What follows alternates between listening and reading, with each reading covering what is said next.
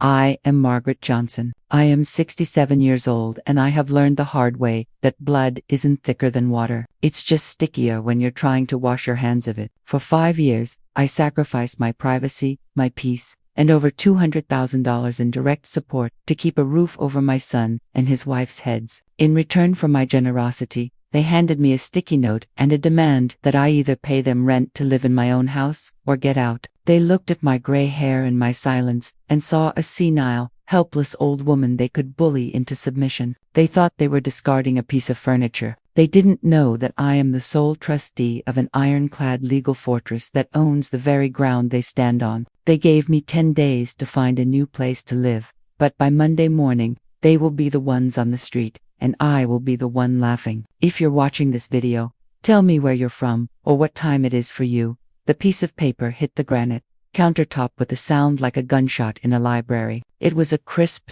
dry snap that cut through the hum of the refrigerator and the low drone of the television from the living room. I looked down. It was the electric bill for the month of October. Shanice, my daughter-in-law, didn't look at me. She was too busy staring at her phone, scrolling through something with that glazed, slack-jawed expression she had perfected over the last 5 years. She tapped the paper with a finger that left a faint, greasy smudge on the white invoice. $450, Margaret, she drawled. She never called me Mom. She never called me Mrs. Johnson. It was always Margaret, said with a mixture of familiarity and subtle contempt, like she was addressing a slow-witted subordinate. We need to talk about this usage. It's getting out of hand. I picked up the bill, $450.37. It was addressed to me, Margaret Johnson, at the address I had purchased 30 years ago. I pay this bill, Shanice, I said, my voice steady. I've paid this bill every month since 1995. Why are you showing it to me? Shanice finally looked up. She was 35 years old, but she dressed like a teenager on summer black athletic shorts and a designer crop top that was currently showing off her midriff. She hadn't held a steady job in 8 months, claiming she was building her brand while spending 6 hours a day making TikTok videos in my living room. It's the principle, Margaret, she said, crossing her arms. We're trying to run a tight ship here. Marcus and I are looking at the budget, and this kind of waste is unacceptable. You leave the lights on in the garage. You run the AC when it's only 70 degrees out. It's wasteful. Wasteful. I repeated, Shanice, you take 40-minute showers. I can hear the water running from my bedroom. You have 3 ring lights running 18 hours a day for your videos. That's work, she snapped, her face flushing. That is my setup. I'm networking. I'm building a brand. That is an investment. You leaving the bathroom light on is just senility. I felt a muscle in my jaw jump. I am not senile, and I am the one paying the utility company. If I want to leave a light on in the house I own, I will leave the light on. Our house. A voice came from the doorway. I turned. Marcus, my son, was leaning against the doorframe. He was wearing a brand new matching tracksuit that I knew for a fact cost more than my first car. He had a towel draped around his neck and a sheen of sweat on his forehead, presumably from the Peloton bike I had bought him for Christmas that sat in the guest room I was no longer allowed to enter. What did you say? I asked. I said, our house. Marcus walked into the kitchen, grabbing a bottle of alkaline water from the fridge, water I had paid for. He stood next to Shanice, presenting a united front. The dynamic was instant and practiced. They were the team. I was the opposition. We live here, Ma. We manage this household. We are a family unit. That means we all have to abide by the rules. Rules. I looked between them. I wasn't aware I was living in a dormitory. See, Shanice gestured at me, looking at Marcus. This is what I'm talking about. The attitude. She acts like she's doing us a favor. I am doing you a favor. My voice rose just a fraction. I have covered the mortgage until it was paid off. I pay the taxes. I pay the insurance. I buy the groceries. I fixed the roof last spring while you sat inside watching basketball. Marcus, you have lived here rent-free for 5 years. We are caretakers, Marcus shouted, his voice suddenly sharp. We are taking care of you. Do you have any idea what that costs us in emotional labor? In time, we could be living our own lives, but we stayed here to support you after Dad died. The mention of Robert was a tactical nuclear strike. He knew it. Your father died 5 years ago. Marcus, I said, my voice dropping to a low rumble. You moved in 2 weeks later because you were evicted from your condo in downtown Atlanta. You didn't come here to nurse me. You came here because you had nowhere else to go. That is a lie. Marcus slammed his water bottle down. We came here to be a family, but you're just impossible. You hover, you judge, you count every penny like a miser. You make us feel unwelcome in our own home. It's toxic, babe, Shanice muttered, nodding sagely. It's a toxic environment. She's stifling our growth. Stifling your growth. I laughed. A short, harsh bark. Shanice, I checked the credit card statement, the one I pay. You bought a set of designer sneakers last week for $800. Is that necessary for your growth? Shanice puffed out her chest. I'm networking. Margaret, you have to spend money to make money. You wouldn't understand. You worked with your hands. You were a laborer. In the modern economy, it's about image. I was a construction supervisor. I corrected her. I ran crews of 50 people. I built community centers. I built this house, and I know the difference between investing and lighting money on fire. Enough, Marcus screamed. I am sick of this. I am sick of the fighting. I am sick of having to justify our existence to you every single day. We are adults, Ma. We deserve respect. We deserve autonomy.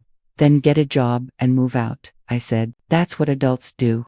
The silence that followed was heavy and dangerous. Marcus and Shanice exchanged a look. It wasn't a look of surprise. It was a look of agreement, a signal. Sit down, Ma, Marcus said. His voice had changed. The hysteria was gone, replaced by a cold, flat tone that I didn't recognize. I'm fine standing, I said. Sit down, Shanice said, leaning back against the counter and crossing her ankles. She was smiling, a smug, oily little smirk. We need to have a family meeting. A real one.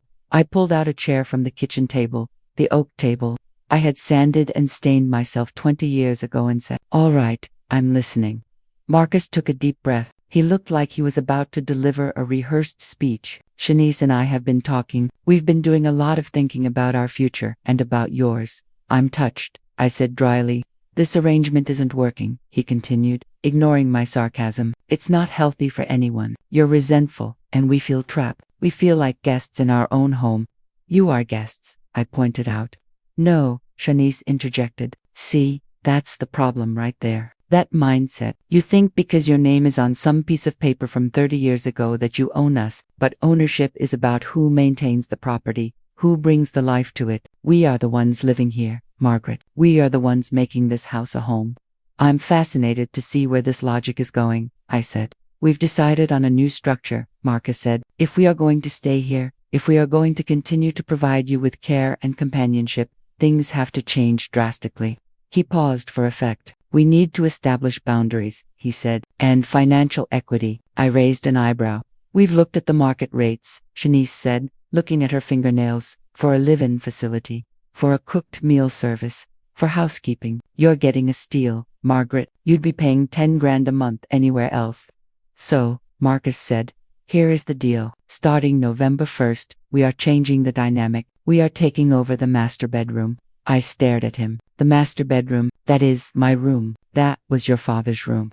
It's the biggest room, Marcus said with a shrug. We're a couple. We need the space. You're one person. You can take the guest room downstairs. It's better for your knees anyway. And Shanice added, there's the matter of the rent. I repeated, you want to pay rent? Shanice laughed. It was an ugly sound. No, Margaret. You pay us. My brain stopped for a second. I actually had to process the words to make sure I hadn't had a stroke. Excuse me, $5,000 a month, Marcus said firmly. That covers rent for the room, utilities, food, which we will now control, and a management fee for our services as caretakers. You want me to pay you $5,000 a month? I said slowly. To live in my own house. It's a fair market rate, Shanice said. Actually, it's a family discount. And if I refuse? I asked. Marcus leaned forward. His eyes, usually a warm brown, looked hard and shiny like polished glass. Then you leave. You get out. Get out, I echoed. We can't do this anymore, Ma, he said, his voice feigning sadness. If you can't contribute to the family, if you can't respect our value, then we can't live together. And since this is our home, our lives, you're the one who has to go. You're evicting me, I said, from the house I built. We're giving you a choice, Shanice said. Pay up or pack up. You have until the 1st. That's 10 days. I looked at them, really looked at them. I saw the greed radiating off them like heat waves. But beneath the greed, I saw something else. Desperation. They were jittery. Shanice's leg was bouncing. Marcus was twisting his gold chain. The one I knew Shanice had bought on a credit card I ended up paying off. They needed money badly, and they had decided I was the golden goose they could squeeze until I popped. Okay, I said. The word hung in the air. They blinked. They had expected a fight. They had expected screaming, crying, begging. They had prepared for a war. They weren't prepared for surrender. Okay? Marcus asked, confused. Okay, you'll pay. No, I said. Okay, I'll get out. Shanice's smirk faltered. What? You gave me a choice, I said, standing up. Pay or get out. I'm not paying you $5,000, so I will get out. But where will you go? Marcus stammered. You have nowhere to go. I'll figure it out, I said. I'm a resourceful woman. You can't just leave, Shanice said, a note of panic entering her voice. We need to work this out. The contract. There is no contract, I said. Just your ultimatum, and I accept the terms. I turned and walked out of the kitchen. I felt their eyes boring into my back. They were stunned. They thought they had checkmated me, but they didn't realize I had just flipped the board. I walked into the master bedroom. The room smelled of lavender and old dust. Robert's smell. It had been 5 years, but I kept it exactly as he liked it. The photos on the dresser, the quilt folded at the foot of the bed. I didn't cry. I didn't have time for tears. The rage inside me was cold and crystalline. It sharpened my senses. I pulled my old leather duffel bag from the closet. I packed efficiently. 3 blouses, 2 pairs of slacks, my toiletry kit, the photo of Robert from our honeymoon in 1982. Then I went to the wall safe behind the hanging clothes. My hands were shaking, not from fear, but from adrenaline. I spun the dial, left to 10, right to 24, left to 55, click. I swung the heavy door open. Inside, stacked neatly, were the documents of my life, birth certificates, passports, and the thick leather-bound binder that held the Caroline Johnson Trust. I could hear voices raised in the kitchen. They were arguing now. I told you she wouldn't pay, Shanice was hissing. Now what? If she leaves, who pays the mortgage? Who pays the electric? She won't leave, Marcus whispered back, his voice carrying through the thin drywall. She's bluffing. She's old. She's scared. She'll be back in an hour begging to sign the lease. She better be, Shanice growled. We need that cash. Marcus, the loan shark is the voice, dropped to low, to hear. Loan shark. I grabbed the binder. I didn't check it. I knew what it looked like. Burgundy leather, gold lettering. I shoved it into my bag. I grabbed a stack of cash, emergency reserves. About $3,000. I zipped the bag. I walked out of the bedroom. I walked past the kitchen. I didn't look at them.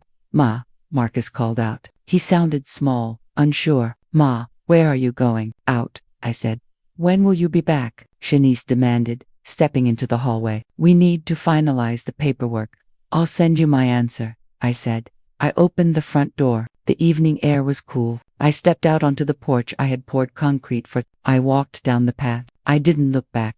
I checked into the Ritz-Carlton in downtown Atlanta. It was overkill, but I needed the security and I needed to feel like a human being again, not an inmate. The room cost $600 a night. I didn't care. I had the money. I threw my bag on the king-sized bed and poured myself a glass of water from the crystal carafe on the desk. My heart was hammering against my ribs.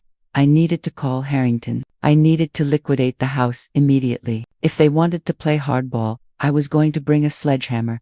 I unzipped the bag and pulled out the burgundy binder. I sat on the edge of the bed and opened it. My stomach dropped through the floor. It wasn't the trust. Inside the binder were pages and pages of medical charts, EKGs, blood work results, oncology reports. It was Robert's medical file. The binder looked exactly the same. He had bought 2 identical ones, one for the legal trust, one for his cancer treatments. I had grabbed the wrong one in my haste. I stared at the pages, the trust documents, the deed, the declaration of trust, the power of attorney. They were still in the house, but they weren't in the wall safe. I remembered now. 2 years ago, after a break-in scare in the neighborhood, I had moved the original hard copies. I had put them in the floor safe in the master closet, the one hidden under the carpet and the shoe rack. I groaned, putting my head in my hands. I couldn't sell the house without those documents. I couldn't evict them without proving I had the authority to do so. And if I went back now, they would know I needed something. They would leverage it. Shanice would physically block me. She was younger, stronger, and desperate. If she got her hands on that deed, she'd burn it or hold it ransom. I couldn't ask for it. I had to take it. I looked at my watch. It was 9 p.m. Okay, Margaret, I whispered to the empty hotel room. You want to play a game? Let's play. I waited until 2:30 a.m. I parked my rental car, a nondescript gray sedan I'd picked up an hour ago 3 blocks away from the house. I was dressed in black work pants and a dark sweater. I felt ridiculous, like a geriatric cat burglar. But the stakes were too high for embarrassment. The neighborhood was silent. I walked through the shadows of the oak trees I had planted. I knew every uneven paver on the sidewalk. I reached the back of my property. The fence gate squeaked if you opened it fast, so I opened it inch by inch. I crept into the backyard. The house loomed, dark and silent, or mostly silent. A blue flickering light pulsed from the living room window. Shanice, she was still up. I crouched behind the HVAC unit. I knew the layout of this house better than I knew the back of my hand because I had drawn the blueprints. The back door was alarmed. I had installed the system myself, but I also knew the bypass. I went to the kitchen window, the one over the sink. The latch was loose. I'd been meaning to fix it for months. I slid a thin putty knife I'd brought from the rental car's trunk under the sash and jimmied the latch. It popped silently. I slid the window up. I hoisted myself over the sill, landing softly on the tile floor. My knees protested, sharp bolt of pain, but I ignored it. I was in. I could hear the sounds of reality TV and loud laughter coming from the living room. Shanice was wearing headphones, shouting at her phone. Girl, no, that's wild. She did not. I crept through the kitchen, sticking to the shadows. I had to cross the hallway to get to the master bedroom. The hallway was directly visible from where Shanice was sitting on the couch. I waited. Hold on, let me grab some chips, Shanice said. She got up and walked toward the kitchen. My heart stopped. I pressed myself against the pantry door. She walked right past me, grabbed a bag of chips from the counter, and went back to the couch. I moved. I ghosted across the hallway opening. My heart was thumping so hard I thought she'd hear it over the TV. I made it to the bedroom door. It was closed. I turned the handle. Locked. Of course, they had taken possession immediately.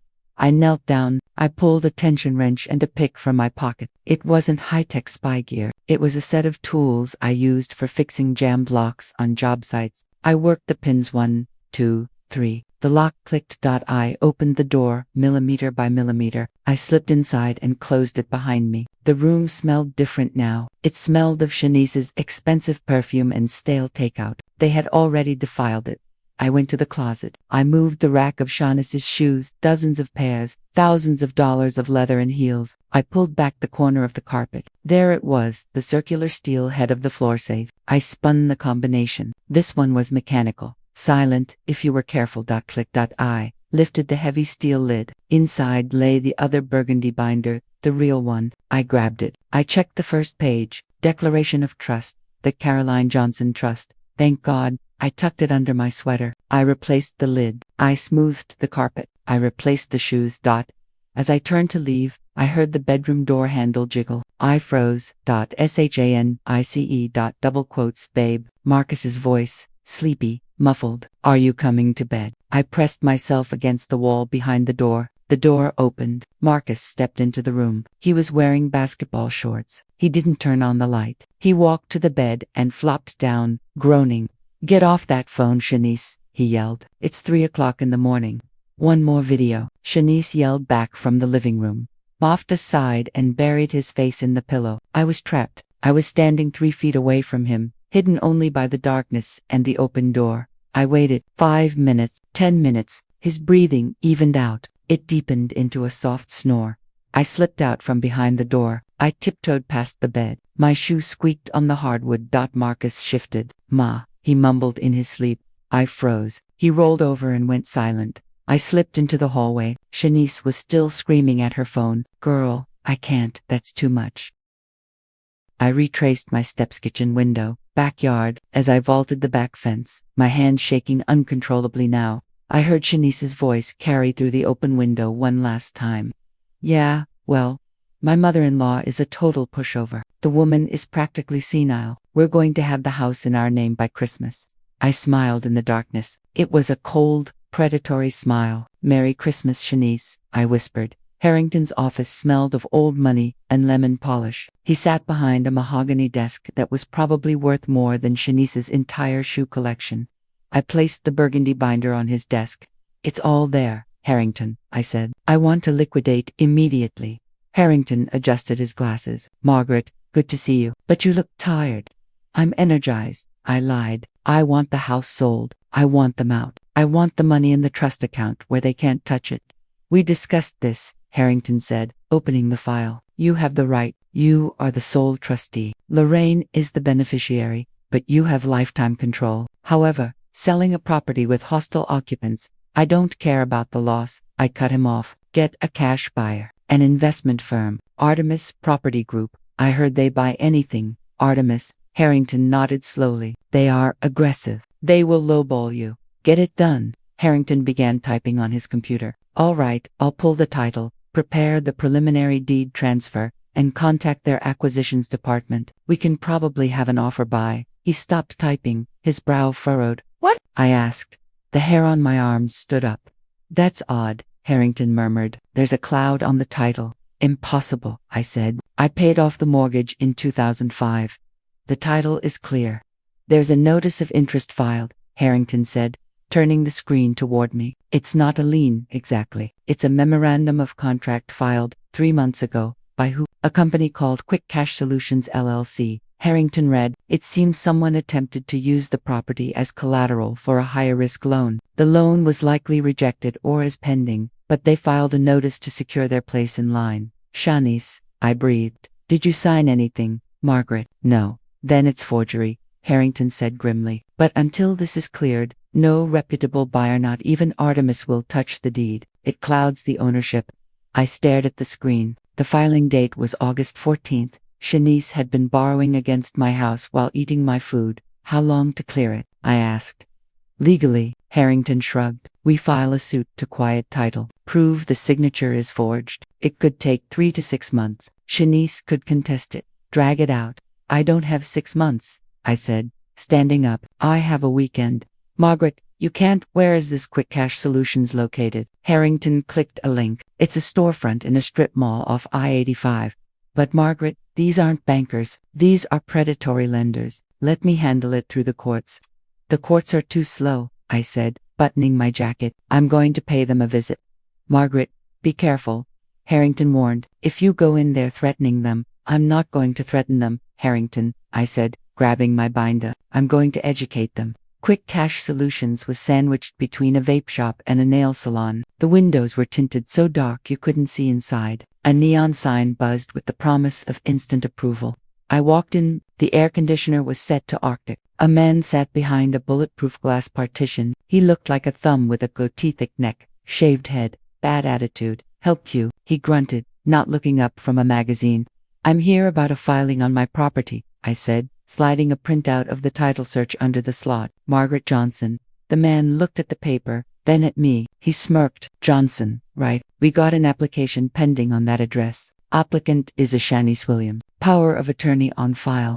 I never signed a power of attorney, I said. Paperwork says you did, the man said. Loan is in underwriting. 50 grand, high interest, but secured by the equity. The signature is a forgery, I said, and the loan is denied by me, the owner. The man laughed. Look, lady, we got a signed contract. If you want to contest it, get a lawyer. Otherwise, get out of my lobby. I looked at the door behind the glass. It had a keypad lock.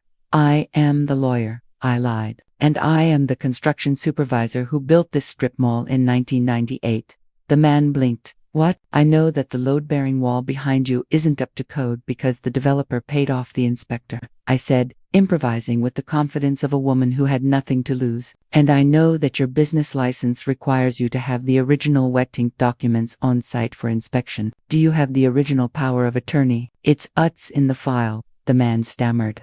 Show it to me, I said, now, or I call the state attorney general's office and the building inspector. Within 5 minutes, I'll have this place condemned and your license revoked before lunch. The man stared at me. He saw the gray hair, yes, but he also saw the suit. He saw the expensive handbag. He saw the absolute unshakable conviction in my eyes. He buzzed the door open. I walked into the back office. It smelled of stale cigarette smoke. He pulled a file from a cabinet here. He tossed it on the desk. I opened it. There it was, a clumsy forgery of my signature on a general power of attorney form, downloaded from the internet. This is fake, I said. Look, lady, you knew. I stepped closer. You knew it was fake when you took it. That's why the loan is stuck in underwriting. You're holding the lien to squeeze a payout. It's standard procedure. Here is the procedure, I said. I pulled out my phone. I'm going to take a picture of this forgery. Then I'm going to the police to file charges for fraud and conspiracy against you personally. Unless what? The man was sweating now. Unless you file a release of interest right now, electronic filing, instant removal. He hesitated. Do it, I barked. It was my supervisor voice, the voice that moved tons of steel and hundreds of workers. Do it now. He jumped. He sat at the computer. His fingers trembled on the keyboard. Done, he said 2 minutes later. It's released, voided, print the confirmation, I ordered. He handed me the paper. Now, I said, picking up the file with the forgery, I'm keeping this as evidence. That's my file, not anymore. I walked out of the shop. The sun was blinding. My heart was racing, but the title was clear. I met the private investigator Harrington had recommended at a diner an hour later. His name was Corso. He was a small, wiry man who looked like he slept in his car. You were right to be suspicious, Corso said, sliding a manila envelope across the table. Your daughter-in-law is in deep. I opened the file. It was a horror show. Shanice Williams, Corso recited, fired from TechCore 3 months ago. Cause, misappropriation of funds. She was using the corporate card for personal expenses. $58. Why isn't she in jail? I asked. They gave her a grace period, Corso said. Avoid the scandal. Pay it back by October 31st, and they won't press charges. If she doesn't pay, they go to the DA. October 31st. I checked the calendar. That's Monday. Yep, that's why they're desperate for cash. And the rest. Credit cards maxed out, $160,000 in consumer debt. Marcus's car is 2 months behind on payments. They are underwater, Mrs. Johnson. They are drowning. And they were planning to use my house as the life raft. They were going to mortgage it, I realized. Pay off the embezzlement to keep her out of jail, pay off the cards, and leave me with the debt. And when they defaulted, Corso added, the bank would have foreclosed. You would have lost everything. I closed the file. The last shred of guilt I felt about selling the house evaporated. This wasn't an eviction. This was self-defense. I sat in my hotel room that night eating a $50 steak I couldn't taste. My phone buzzed. Marcus. Double quotes. Ma, where are you? We're worried sick. Ma, please, just call us. We can work this out. I ignored them. Let them sweat. Let them think I was cowering in a motel room, confused and broken. Friday morning came. The sale with Artemis was lined up for the afternoon, contingent on the title clearing which I had insured. My phone rang. It was Marcus. I let it ring 3 times. Then I answered. Hello. I made my voice sound frail, wavering. Ma, Marcus cried. Oh, thank God. Are you okay? I'm okay, honey, I stammered. I'm staying with an old friend, Sister Dorothy. Sister Dorothy had been dead for 4 years. Marcus didn't notice. Oh, good. Listen, Ma, we are so sorry. He gushed. We were just stressed. We didn't mean any of it. The rent thing, it was a mistake. It was. Yes, we want you home. We miss you. I miss my room, I said pitifully. And you can have it back, he promised. Look, Shanice and I found a solution, a way for us all to be happy. We don't need you to pay rent. We just need a tiny favor. Here it comes. What kind of favor? We found a financial program. He lied smoothly. It helps seniors maximize their equity. It's a home equity line of credit, a HELOC. It would give us some cash to fix up the house, maybe pay off some bills. It wouldn't cost you a dime. Shanice and I would make all the payments. Alone, I asked. I don't like debt. Marcus, it's not debt, it's leverage, he said. But the thing is, because the house is in your name, we need your signature just to authorize it. I don't know. Please, Ma. His voice dropped. Shanice, she's really struggling. We need this. If you come home today, we can sign the papers and everything will be perfect again. I looked at the calendar. Today was Friday. If I stalled them until Monday, Shanice would miss her repayment deadline. She would go to jail. I can't come today, honey, I said. I'm not feeling well. My head is spinning, but we need to do it now, he snapped, then caught herself. I mean, the rates change on Monday. I need the weekend, I said firmly. I need to rest. I'll come home on Sunday night. We can talk about it then. Sunday. He sounded panicked. That's cutting it close. Sunday or nothing. Marcus, I'm tired. He hesitated. He was calculating. Okay, Okay. Sunday is fine. We'll have a nice dinner waiting. We love you, Ma. I know, I said. Goodbye. I hung up. Gotcha, I whispered. An hour later, I was back in Harrington's office. Across the table sat Mr. Cade, the representative from Artemis Property Group. He looked like a wolf in a bespoke suit. The title is clear, Harrington said, sounding surprised. Mrs. Johnson cleared the obstruction. Excellent, Cade smiled. We are prepared to offer $950,000, all cash, 7-day close. But what? I asked. We usually require vacant possession, Cade said. The occupants, I want an immediate close, I said, today. And I want a specific clause added to the contract, assignment of occupant removal. I am selling the property, ASS, with the occupants inside. Artemis assumes all legal authority and responsibility for their eviction, effective immediately upon closing. Cade's eyes lit up. We have a specialized legal team for that. We can have a notice to vacate served within 24 hours, but we'll deduct $20,000 for the legal fees. Deal, I said. $930 money wired to the trust account today. Cade extended his hand. I signed the papers. Margaret Johnson, trustee. With a few strokes of a pen, I ceased to be the owner of the home I had built. It was gone, and so was my problem.